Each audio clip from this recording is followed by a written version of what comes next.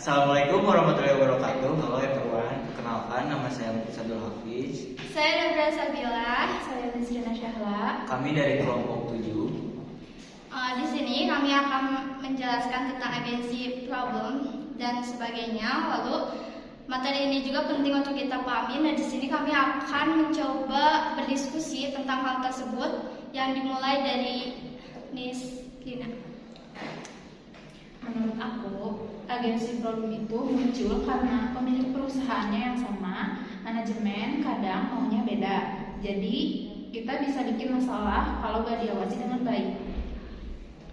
Berarti kalau misalnya ada masalah yang tidak diawasin itu bakal berdampak banget bagi perusahaan tersebut ya.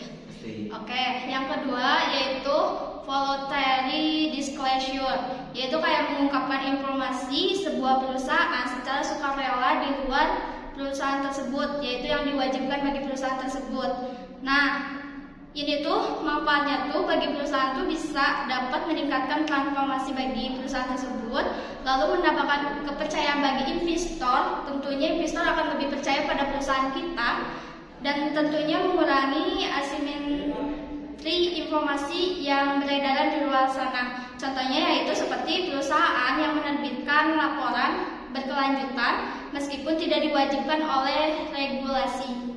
Lalu di sini tuh, jadi kalau misalnya mengungkapkan informasi perusahaan secara sukarela itu yang di luar kewajiban, jadi itu bisa dapat meningkatkan si perusahaan itu kayak transparansi bagi investor di luar sana gitu. Lalu yang ketiga? Yang ketiga itu adalah teori over economy. Karakteristik kepemimpinan memengaruhi keputusan dan kinerja perusahaan. Faktornya usia, pendidikan, pengalaman. Nah, contohnya tuh CEO yang memiliki latar belakang teknologi cenderung lebih fokus pada inovasi digital dan transformasi teknologi perusahaan gitu guys. Jadi bisa dibilang kalau yang berpendidikan terus tahu teknologi zaman sekarang pasti ngikutin lah, dan perusahaannya juga bisa berkembang lebih bagus. Oke. Terus yang selanjutnya, intellectual capital itu bukan soal uang aja, tapi juga kemampuan karyawan, sistem perusahaan, sama relasi yang dimiliki perusahaan. Nah, di sini juga ya teman-teman, pada tadi yang sudah dijelasin oleh teman-teman saya juga, tentunya ada karakteristik perusahaan di emerging marketing tersebut. Jadi itu tuh manfaatnya tuh bisa mempertumbuhkan ekonomi yang lebih tinggi pada perusahaan tersebut, lalu kepemilikan terkonsentrasi dan transparansi masih rendah. Jadi perlindungan investor itu dalam karakteristik perusahaan di emerging market ini belum tentu optimal seperti itu. Contohnya seperti banyak perusahaan yang di Indonesia masih dikendalikan oleh keluarga sendiri. Seperti keluarga kita tuh kalau bisa dibilang saat kita mempunyai usaha atau perusahaan, kadang keluarga kita sendiri yang bisa menjadi masalah. Yang bisa menjadi masalah untuk berkembangnya perusahaan kita. Dan tentunya seperti perusahaan keluarga atau anggota keluarganya menduduki posisi yang direksi. Jadi usahakan kalau misalnya kita mempunyai usaha atau apapun usaha itu, pilihlah partner yang lebih enak untuk berdiskusi, ataupun partner yang bisa membuat perusahaan kita itu berkembang. Dan juga mungkin kalau misalnya tidak berkembang dengan pesat juga, minimal kita itu bisa membuat perusahaan kita itu lebih baik gitu dari yang sebelumnya gitu. Kalau misalkan kalau kita nyata kayak problematik kayak gitulah, ada masalah gitu, itu bakal berkembangnya kayak gimana? Kalau menurut aku itu bakal berdampak banget bagi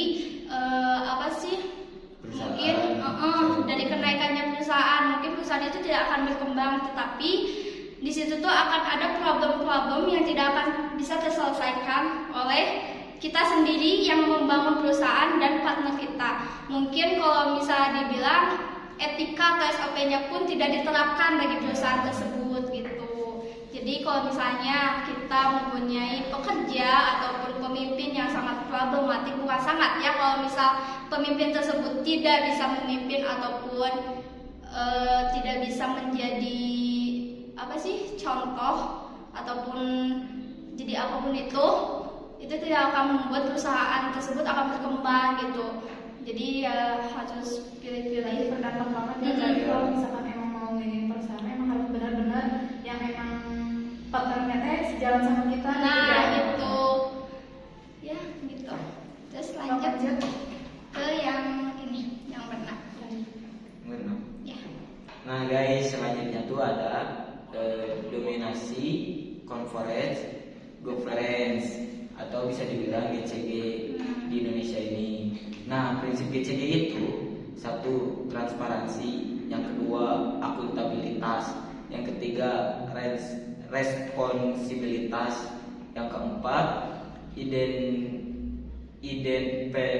independensi, yang kelima kewajaran. Contoh penerapannya, perusahaan membentuk komisaris independen dan komitmen audit untuk mengawasi kinerja manajemen.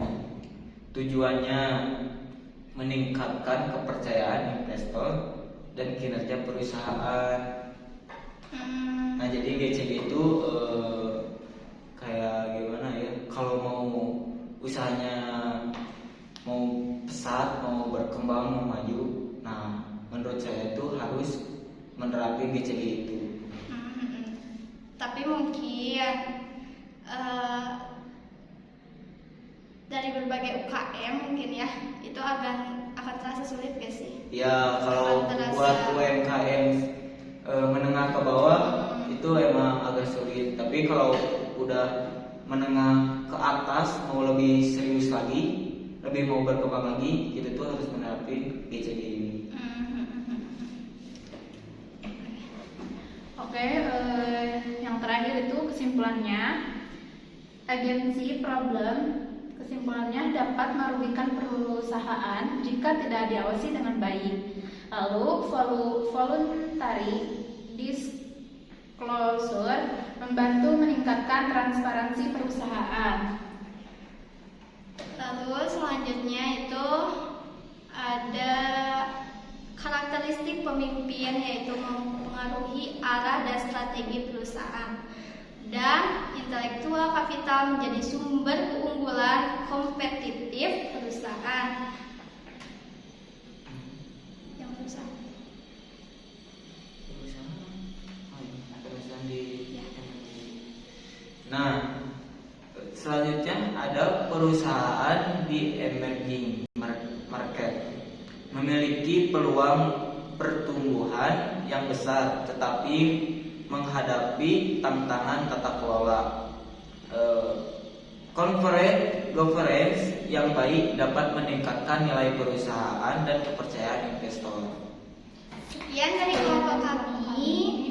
Mohon maaf bila masih banyak kekurangannya. Wassalamualaikum. Waalaikumsalam.